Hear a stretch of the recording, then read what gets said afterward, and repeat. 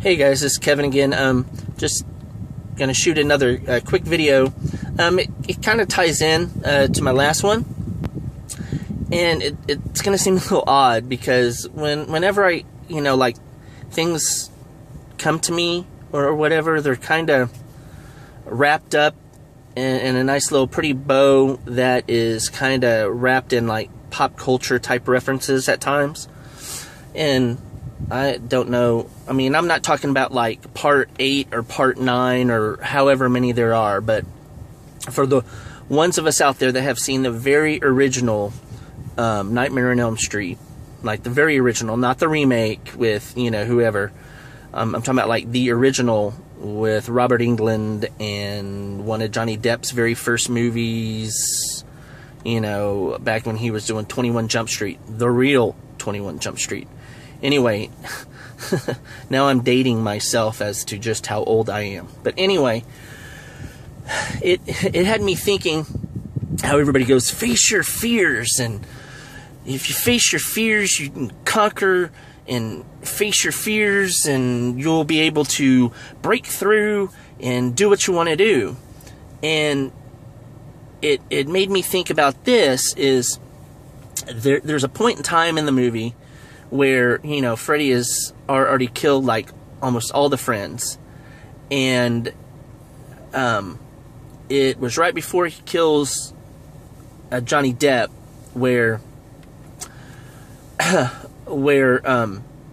forget what her name was, had told him how she was reading a book, and how the book had said, some ancient culture, that whenever they had nightmares, and those nightmares seemed so real, or people getting hurt in their nightmares, that how they overcame those nightmares, those bad dreams, was instead of facing whatever it was in your dream, because when you do so, you're giving it energy, and as you give it energy, it grows and it becomes bigger and bigger, and it impacts you more. It can paralyze you, kill you, do whatever it does to run you, to rule everything that you do. And so, as you know, in Nightmare on Elm Street, all that stuff would happen in their dreams, but yet in reality, they would die, and you'd see them like go up walls or whatever, or sheets being torn and then going up into the bars and forming into a noose by itself, and they would pan away, and then you'd see Freddy hanging this guy, but it was in his mind while he was dreaming, and just how powerful the mind is. And it's like, when is the mind most active, or gets power, so to speak? It's when we're sleeping, because our bodies are at rest, and therefore, while our bodies are at rest, our mind, that's like when the mind kicks in and really, goes to town. And I mean, we may not even realize it, but it like processes everything that has gone on that day, that month, that week, whatever, and it like imprints. And then when we're awake, whatever is imprinted can either become a habit, can become, whatever it is that it manifests into. And so I thought about how exactly the girl at the end of the original movie killed Freddy Krueger. I mean, she wrestled with it when she faced it head on, and wrestled and got cut, and but how ultimately he goes away in the very original movie is she just stops and just turns her back on him and starts to walk away, and you see Freddy like, don't you turn your back on me, get back here, and he lunges at her and he disappears. And it's made me think of the best way we face our fears and get over our fears is to stop fighting it and like facing it head on in an adversarial perspective, mindset, where you feel like you have to wrestle with it and get in there with it and, you know, kill it to, you know, to destroy it, to conquer it. And the best way to conquer it is to take its energy away, because when you do that, you're giving it energy.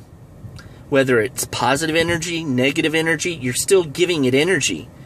And the best way to be positive and to put action to your positive mindset to where negativity will have a harder time to creep in, instead of facing it and, like I said, just getting in there and trying to kill it, the best thing you can do is to turn your back, walk forward, and take its energy away. And if you put action by turning around and you're back facing it, you don't see what's going on behind you. You can hear it and it can try to be a distraction, but you're turning your back, which is you're giving yourself the power, and you're walking away, and as you're walking away, you're getting more power, and you walking away is getting further away from that fear's control over your life in any area, whether it's a business or social, meeting new people, or heights, or closed spaces, whatever. By just turning your back and walking away. And I know we have this stigma in society that, oh, if you just walk away, it's you're you know, being a chicken, you're cowardly, you're not facing it. But sometimes you are facing it. You got to kind of turn the other cheek, instead of getting hit with your fear every single day and getting beat down and having your fear on your back, and it becomes so ingrained in our subconscious to where we don't even realize we're doing it the majority of the time. Like me, if we just turn our back and start to walk away and regain that power and regain that control, it becomes a lot easier to conquer that fear, to beat that fear, to overcome, to get our power back, our strength, our just that's when we, you know, get our beast mode back. You know, we get our mojo. And then whatever's been so ingrained in our subconscious, the further we walk away from it, the more and more faint it becomes in our head, and it doesn't become a fear anymore. It becomes an apprehension. It's a nagging voice trying to get that control. But ultimately, when you turn your back on it, you take control of your life in that area. And that's something that I realized, again, from my daughter doing monkey bars, and it got me thinking about that. So anyway, that was it. It's, you know, this is, you know, an 8.5 minute video. But anyway, I hope this has helped people or helped someone. If so, let me know. Leave a comment below, and, you know, like, share, subscribe. Thanks.